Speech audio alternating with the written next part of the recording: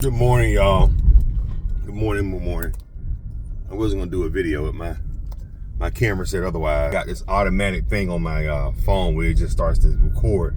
And I was sitting here thinking about, like, what should I do a video about? And then boom, it just started recording. Well, the video I was thinking about recording is about NBA Youngboy. You know, I'm out here in LA, and NBA Youngboy, I believe he just finished up 2 days here in Los Angeles, where he was at the Crypto up the street from me performing. I think both of them were sold out. I met a young man, you know, I drive and stuff. I met this young guy that came into town, and he was about maybe 21. He was NBA Youngboy's fan base. And I said, man, where you flew in from? He said, I flew in from Canada. I said, damn, you flew all the way from Canada just to see a concert? Yeah, I think he was just flying in for one night. He got a hotel. He was gonna go across not too far from the Crypto. Go to the concert, come back home, have dinner, chill, and get up in the morning, go back to Canada. I think he was staying for one more day, and he was leaving the following day. I was like, damn, just for NBA Youngboy? But I learned from him that, did you know that NBA Youngboy is the biggest independent artist right now? I said, well, what that means? I don't know anything about how the music industry works, but I guess he knew. He said, basically, sir, he called me sir. I was like, damn, I'm old. But he was like, basically, he said, sir. He said, NBA Youngboy's not signed to anybody. He said, I don't know if you ever listen to the radio. He said they never play any of his songs on the radio. His songs don't get no airplay. And I was thinking to myself, oh wow, so he's not. So all this is independently. He's like, yeah, all of this is everything. All his whole career has been all through YouTube. I guess he blew up off of YouTube or whatever. NBA Youngboy blew up off of YouTube. He just was posting up videos. He was doing music videos to his songs he recorded and just put them up on YouTube, and then those songs started getting big. Then he started streaming them, started doing mixtapes, and he didn't realize how big his songs were. He was doing YouTube. He was doing the song and doing music videos to the song, and that's what blew him up. He didn't just do the music and then put it out on Spotify and then put the song on YouTube without no visuals. He put them up. This was the guy.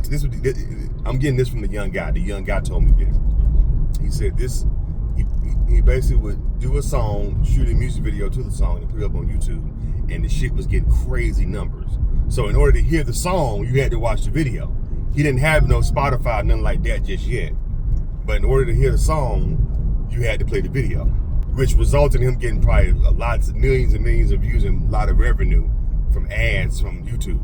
Then from there, he started releasing mixtapes on the Spotify, and then the albums to the songs that he did the videos to, and those shot up and got a lot of numbers. I was like, oh, okay. I was like, so he's not signing nobody. I said, oh shit, I really started thinking, okay, damn, that's pretty interesting. Like, I don't know none of his music, but the fact that this young man is doing this all independently without no record label is something to be admired. What I was tripping off of with NBA Youngboy is that I was seeing some of the, I was seeing some of the footage on YouTube. It's footage that people post on TikTok and Instagram of the concert.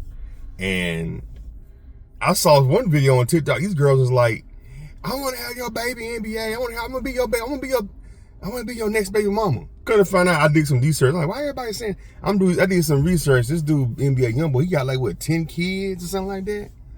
Or some crazy amount of kids from all these different women.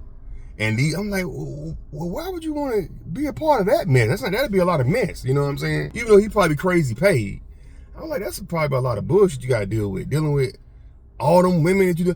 And from what I'm hearing, one of his baby mamas is none other than legendary Floyd Mayweather's daughter. She has a son with him. I'm like, why would she do that?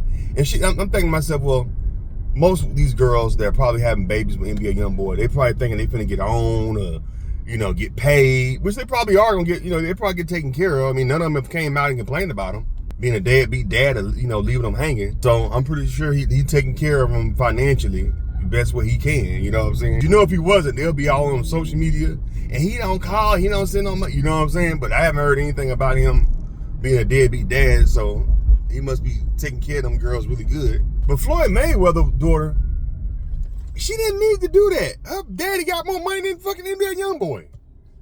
So it's like, what was her purpose of messing with him? You know what I'm saying? But people like, the young girls like the thugs. They like the shooters.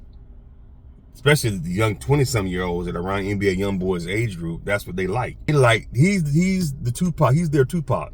You know what I'm saying? It's like when I was in high school and I was getting ready to graduate high school, Tupac was the man. He was all the girls wanted Tupac. You know what I'm saying? You know what I'm saying? Tupac was the 90s NBA young boy. You know what I mean? Women always have the back. But I don't think Tupac wouldn't get no women pregnant though. He wouldn't run around here like, you know. Tupac at least could